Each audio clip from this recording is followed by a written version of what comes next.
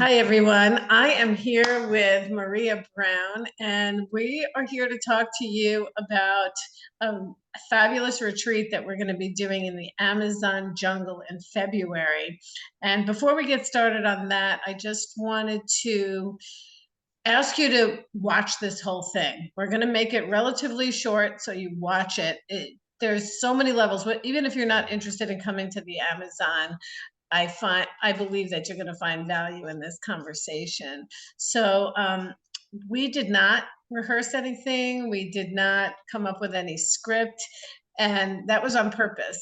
One of the things that I've learned is when I start talking to Maria and she starts sharing her brilliance and she gets into her zone, it is so fascinating and interesting.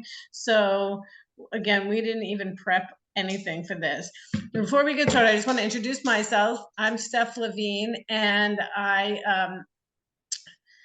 for the sake of inspiring you to believe that you can create a life by design, no matter where you've been, what you're doing now, what you're aching for. I just want to share a little bit about my background, and I'm going to have Maria share a little bit about her background and our relationship with one another. So I grew up in Long Island, New York. I became a special ed teacher. That was my degree in college. And then I got into real estate. I've been a realtor. I'm currently a designated broker. Almost 30 years I've been a realtor. My longing, my desires are helping others, and artwork and music. So I spent the last decade and a half in learning and practicing being a self-love coach and utilizing art and movement within that. And over the years, Maria and we actually go back 48 years. We knew each other when we were 12, and our lives just continue to parallel and crisscross here and there. And Maria, too, has gone. I mean, it's just interesting to me, the dichotomy of being, in real estate, that's more of a logistical type of career, and then bringing the movement and the art and the spirituality to it. And Maria has a very similar story. So I'm going to have her share with you her background as a scientist and how that has led to her new venture. Why don't you go ahead and share what your credentials are and your passions are? And both. My credentials are all from my passions. So hi, everyone. I'm Maria Brown, owner and founder of Serenity Wellness as of 2021. My prior life, yes, Stephanie and I grew up together on Long Island. We were great friends then, and again, intertwined. I went to school and studied geology and ecology and ended up with a master's in environmental science. I was in engineering as a principal scientist for 12 years and was pregnant with twins and decided I no longer wanted to be going into corporate anymore. I loved science. I was doing a lot of restoration ecology and just didn't want to travel to the city anymore with two babies on the way. So I stayed home with them and then decided I literally had popped off the pillow one morning and I was like, I'm going to be a high school science teacher. And so I did that for 23 years and it was an amazing career. I loved it. And I was the director and creator of the science research program at Sayville High School. I also, back in the days when I was doing my restoration ecology, I was trained as a geospatial analyst. So for 12 years, I was a professor at Stony Brook University as well, teaching geospatial analytics in the Department of Marine Science. And in 2020, when the world basically ended, I went through a very, very incredible trauma with my son. And it just really shocked me. I went through post-traumatic stress disorder, severe post-traumatic stress disorder. And took a leave of absence from my teaching job and headed out to the Pacific Northwest and found I could calm my anxiety and kind of find myself again, just hiking the Pacific Northwest forests. And stopped by Steph's on my way back. We talked about doing some Koya. I came out a few months later and did Koya, which really just opened me up to start the transformation that has brought me to where I am today. Can you share a little bit about what Koya is? So I didn't introduce that yet. Koya lets you remember that you are wise, wild, and free. It's a movement practice. It's the movement practice that I bring into my coaching business right now. It was invented by Rochelle Sheik.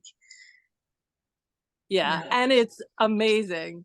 So apparently being a scientist and using my left brain, forgot anything about creativity, was so in my masculine, couldn't even do J movements, which I'm mastering now.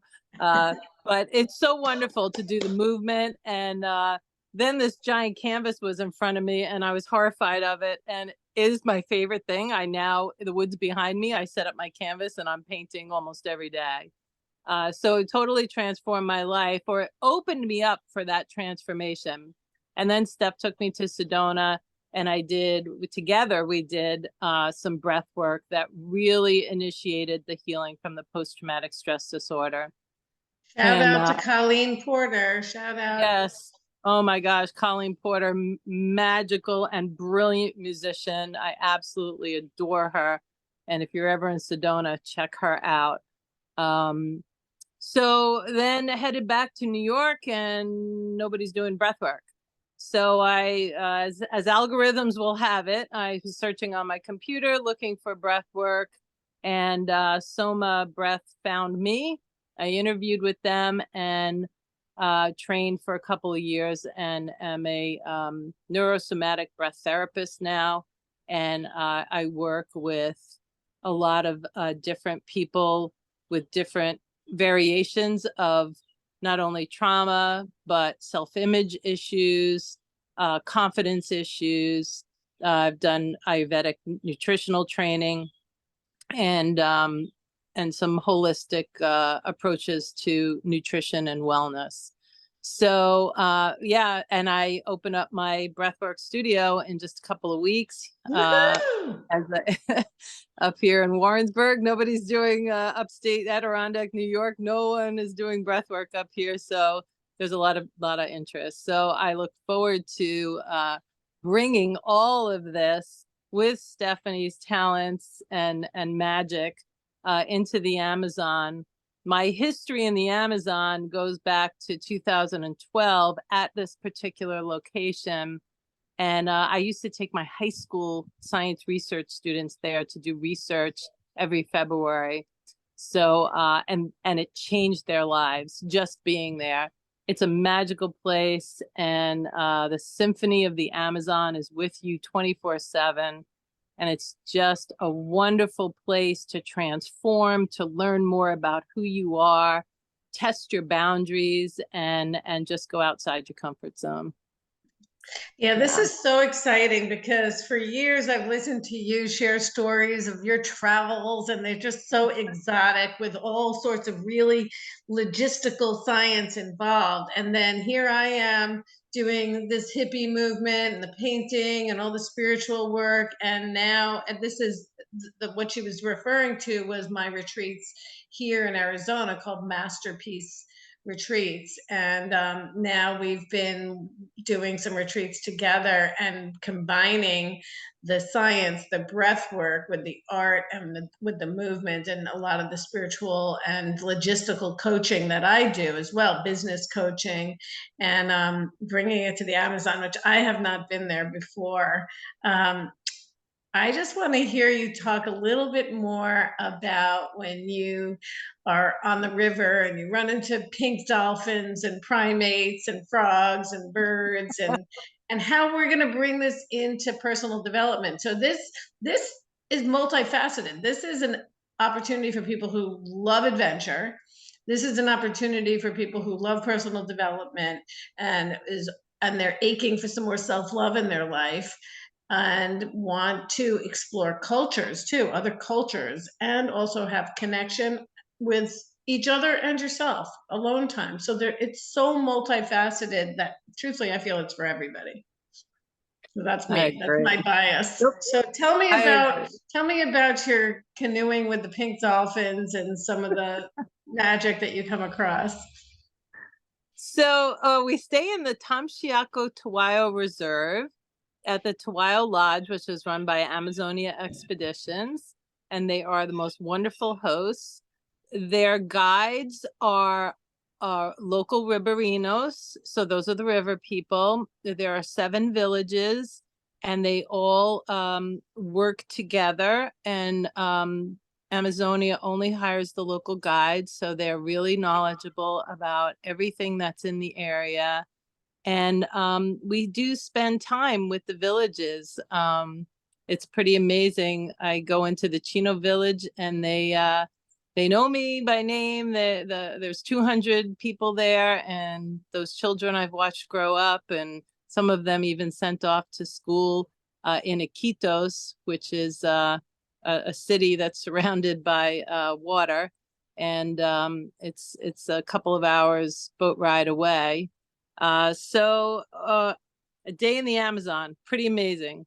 You wake up to the most spectacular sunrises. You'll get up in the morning. There's coffee waiting for you, which is nice if you're a coffee drinker. And you can jump in the boats with the guides and get out on the river even before sunrise. And to hear the birds, there's over 600 species of birds just in that region. To see and hear the birds while you're on the boat in the morning and then sitting out on the river in some open area where you can see sunrise is spectacular. I And as cannot you're imagine. moving, When you were here, I apologize for interrupting, and I'm gonna do that from time to time. And we're from New York; we're allowed we're to from Long interrupt. Island.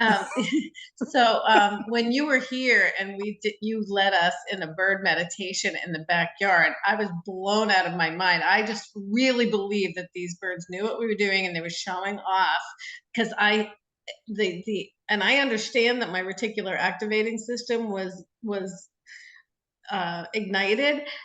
I just could not even believe the level, the different birds, and just how much activity was going on back there when you took us through that awareness.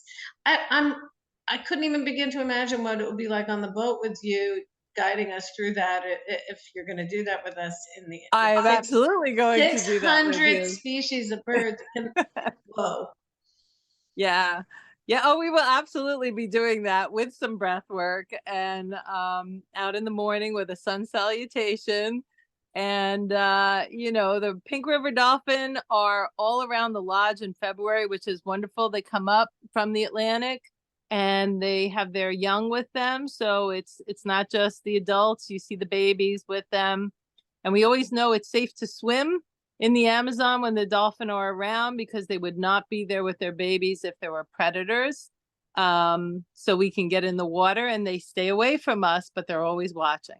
Yeah. It's almost as if they're guarding us, but they're around and they're watching and they're just magnificent. They're pink, so they're pretty amazing. I was looking at some pictures, and I don't know if it's the male and the female. Some were like bright, all pink, like it would look like a toy. It didn't it look real to me. And then other ones were gray and pink. Is there So the any? ones in the Amazon are mostly gray and pink. I mean, of course, everybody on the internet is going to either Photoshop super Oh, hot okay. pink, or they're going to. There are 5 different species of pink river dolphin in the world.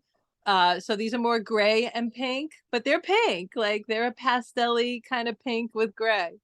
And they are a very different looking kind of dolphin than our bottlenose dolphin.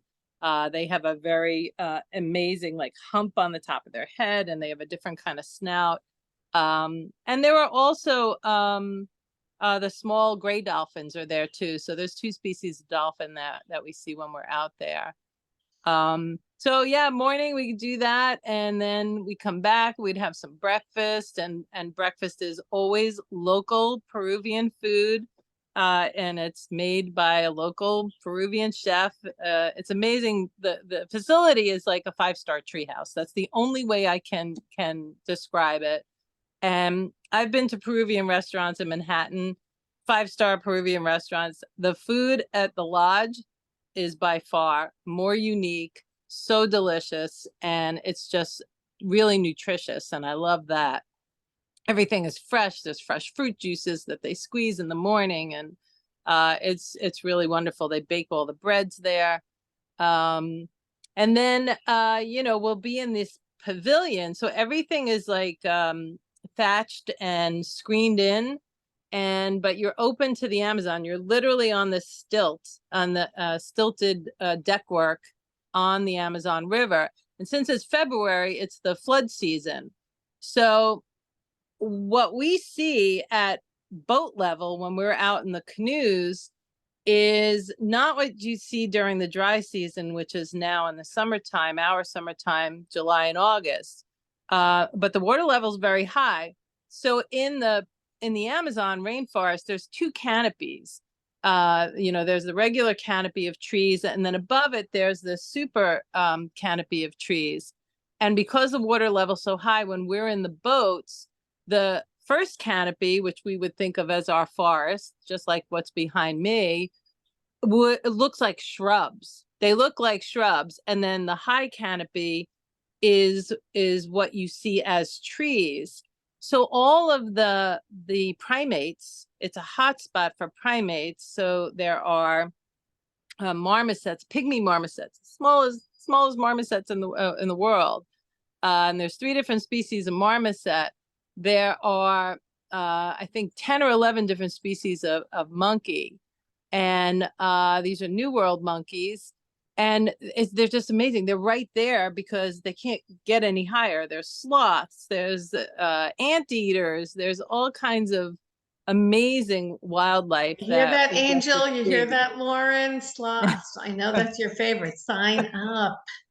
This is they're the ones that look like they're smiling, right? The 3 toads are the ones that look like they're smiling. So every time you see a sloth, they're smiling back at you.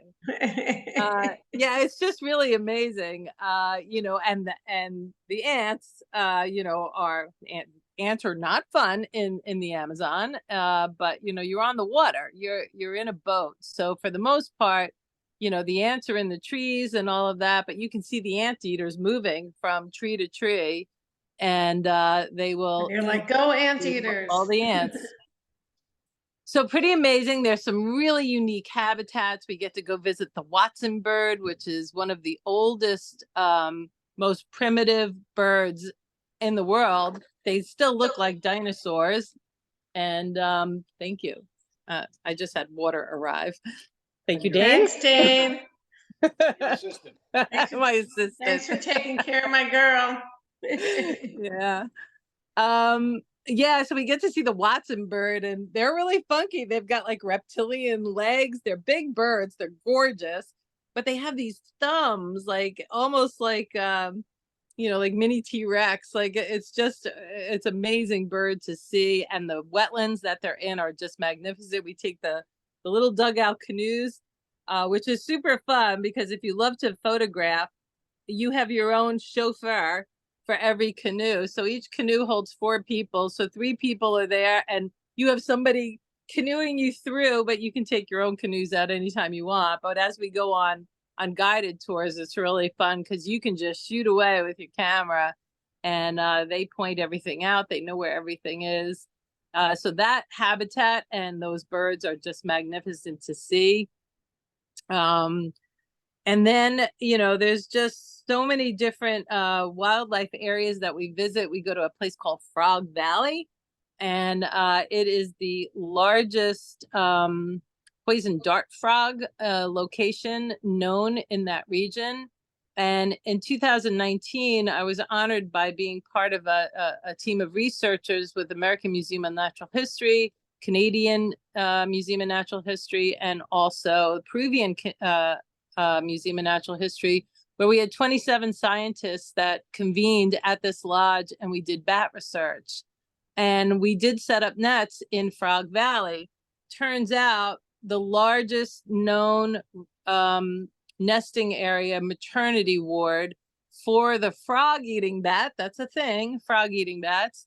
They were there in this giant log that had fallen, maybe 30-meter log that had fallen, oh gosh, 100 years ago, hollowed out. And we did this really amazing research, and the moms carrying the pups attached to them as they were being caught in the nets. And it was groundbreaking. We found a new species of bat as well when we were there. So that's really an interesting place, and we spend a full day there, and we'll do breath work out there. We'll integrate all of this spirituality with nature, which is my real passion, is just having people experience a whole new level of themselves while engrossed in the natural surroundings that they are in. And it is just a magnificent place. One of my favorite things to do is in the evening. The evening is can be just incredibly spectacular, whether it is raining or not. And we've had nights where we've seen the entire Milky Way galaxy. It's been completely clear because there's no light pollution whatsoever where we are. But the most magnificent thing is that once the sun goes down, that symphony of the Amazon begins. And the amount of frogs and the different types of frogs and the toads and the sounds that you hear in the evening is magnificent. And the guides take us on in the canoes, or they'll take us on a smaller boat, and we will go through areas, and they'll show us, some of the beautiful Colombian snakes that they have in there. They're not vipers. Most of the vipers in high water are gone, right? Because they're just not around Most. in high water. Most. Yeah. Well, there's one that's around, but you don't see it. It's very shy and doesn't really, we won't come in contact with it. It's very rare that you would. But it's just spectacular. And we do find like putu, which is a bird that is in nighttime. We find hummingbird nests and all kinds of different things as we go through the rainforest at night with our headlamps and in boats. So it's like almost being in on this guided tour where you're in the boats, and sunsets are spectacular. So we can do some sunset breath work, and it's just going to be amazing to get up, be engrossed in nature every day, start with some breath work, come back, do some movement exercises for a koya, have a spectacular lunch, and then do some creative stuff, open up those creative juices, get them flowing, and really get those feel good hormones going with some breath work and koya movement in the morning. And then it's amazing what you can throw down on a canvas. And so you were saying that we were going to be able to actually get some nature-made paints and possibly nature-made paper too? Yeah, so Dolly's looking at the canvas for us, or paper. So Dolly and Paul are the owners of Amazonia Expeditions. Dolly is from Iquitos. She's a local, and Paul is a PhD primatologist from the United States. They've owned this property for 50 years. And Dolly started something called Angels of the Amazon. It's a not-for-profit. And she really empowered the women in these villages to be able to create things, crafts, artisan work that would allow them to bring money into the villages. The women were not treated well in those villages historically. Women and girls were kind of not honored the way they should be. And one of the things in that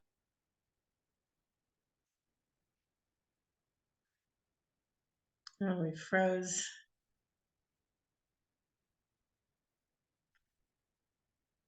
Can you hear me? and the baskets sell in Iquitos for a lot of money, and they're able to supplement their diets. They're able to bring in dairy for their children.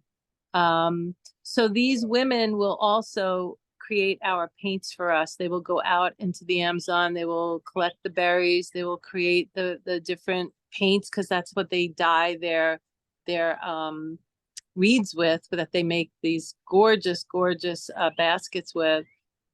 And they will also be providing us with some other things as well, but we get to support Angels of the Amazon by having them create these paints for us. They will also come and do a little talk for us about, which plants, which trees, which berries they get them from, how they make the dyes, and you'll have an opportunity to see and to purchase their local basketry as well, which is just.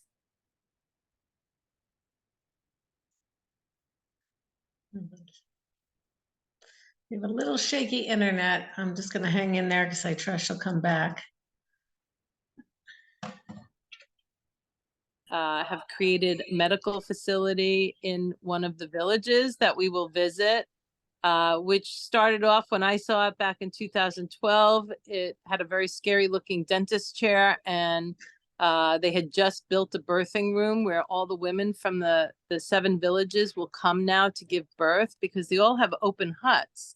So when you're delivering a child, you're delivering it in your hut, and the whole village, there's no privacy.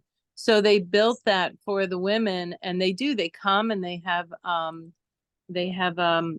people help deliver the children for them. Oh, you hear that, Lisette and Alyssa? Yeah. Oh my gosh, you would love it there. So now they just they were building and expanding, and now they have a surgical room, and they have full-time doctor and physician's assistants that are there. And they were just certified as a level 1 hospital. When the inspector came in to look at it, he goes, "This is not just a medical facility." He goes, "This is a level 1 hospital." Wow. So they were just certified this year as a level 1 hospital. And then that's in Esperanza Village. And then, schooling is very different there. They really didn't have, they had a little hut for the schooling. A lot of the children there, the boys go through rites of passage around the age of 10. And, 6th grade was really, or 6th grade equivalent was really for the girls about learning, how to raise children and things like that, because most of them were not going on to high school. So they built a high school in the Chino village, and they improved some of the elementary schools. These kids now are going on to college, and they're getting a really great education. People who donate to Angels of the Amazon provides the children with, they've never seen color paper or color pencils or markers. They don't have access to anything like that. Paper and a pencil to write in, or a notebook maybe. So they're able to give them backpacks. They're able to get them supplies, so that when they do go on to college, they're not behind. In the past, they usually had to do 5 years of high school to even be close to being college ready, if they made it that far. So the work that Angels of the Amazon has done is amazing. And I'm so thrilled that these women will make our dyes for us, and we'll be able to paint with local materials, and hopefully be able to get paper or canvases that are made as well. There's a certain tree that's used, and Dolly's trying to hunt those down for us to see where we can acquire them when we get there. All right. Well, I'm going to wrap this session up. I trust that we're going to do some more of them, and I know we're going to have lots and lots of questions and inquiries once we get this edited and fixed up. And Heather, our creativity implementator, logistical magician, is going to put something together. So yeah, so is there, just to tie a bow up, is there anything else that you want to say to anybody who's considering this adventure with us? I would say, if you have questions, book a discovery call. If you have fears of the unknown, my 10th graders couldn't wait to go back as 11th graders. I mean, I had students that were going back year after year. Safety is always first. And, you know, go outside your comfort zone and just try it, because it will change your life. It's spectacular. It's such an amazing opportunity. And then to be able to integrate all of this will really, for yourself, it'll be a great learning experience for just you. And yeah, embrace it, and here to answer any questions at any time. You can go to my website, which we'll advertise again, and just book a discovery call. I'm happy to speak with you. I'm so passionate about this place, and I love, it's like, it's my second home. So literally, when I was talking to Paul again about booking this, Stephanie was on the call, I just broke down. Like now too, emotional. Cannot wait to get there. It's amazing. All right. Well, Yeah. look, you're getting real worked up. That's a great note to leave this on. And all of our contact information will be on this post. So definitely get in touch with us. I love you, sister. Mwah. I love you too. Have a wonderful day, everyone.